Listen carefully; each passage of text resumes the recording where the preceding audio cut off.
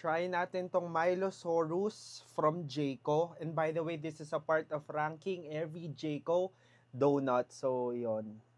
Try natin tong Milosaurus. Kahit na-try ko na, syempre ita-try ko pa rin sa harap nyo. So, try na natin.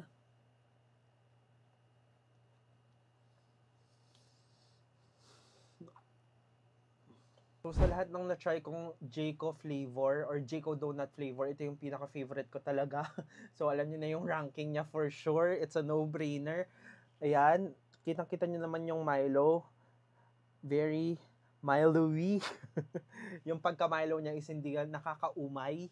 I mean, yung tamis niya is perfect for my liking. Hindi siya ganun katamisan. So, hindi siya nakakaumay. And also, yung chocolate cream is hindi rin ganun katamisan. Ako kasi mas prefer ko na kainin yung Milo powder than itimpla siya.